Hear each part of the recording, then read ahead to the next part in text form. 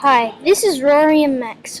Electronics have significantly changed the world by helping people personally, but its manufacturing is causing an environmental catastrophe in e-waste disposal. We will be talking about electronics today. Countries like America, England, and Australia would use electronics. Electronics are used to listen to music and to do work and entertainment.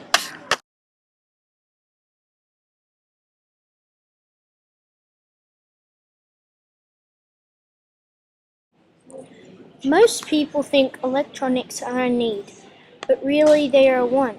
Do we need entertainment? Do we need to listen to music? No, we want to.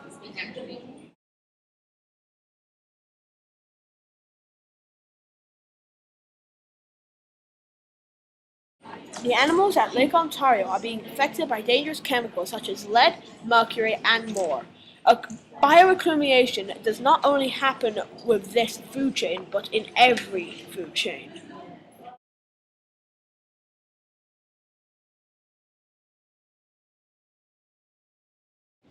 An alternative to this problem is developed countries could reduce the amount of chemicals and toxins which affect the Lake Ontario wildlife and species, even if it means changing technology.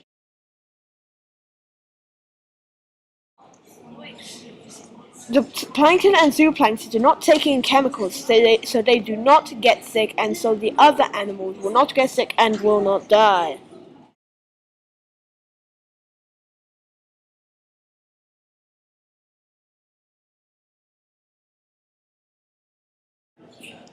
The first graph is a bar graph. It shows Mac products against a light bulb, comparing which one has the highest CO2 emission. The second graph is a pie graph, and it shows what different materials are in a TV. People in Ghana are smashing our old non-working computers at the risk of getting sick or getting cancer. Developed countries say the people in Ghana are getting second-hand computers, but they are really broken and just get rid of the rubbish. Developed countries resolve problems with money. They pay Ghana to take their rubbish.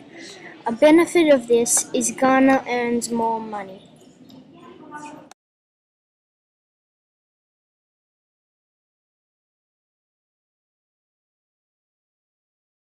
There is an alternative. Developed countries can keep our rubbish, and developed countries can give them health insurance to lower the risk of cancer and other medical issues.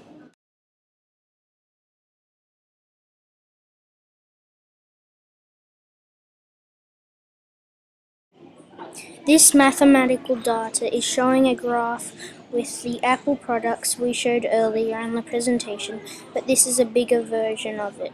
And as you can see, that incandescent CO2 emissions are huge compared to the Apple TV. There are too many toxics and chemicals going into our electronics, and once we are done, some from Ghana has to breathe in those toxins.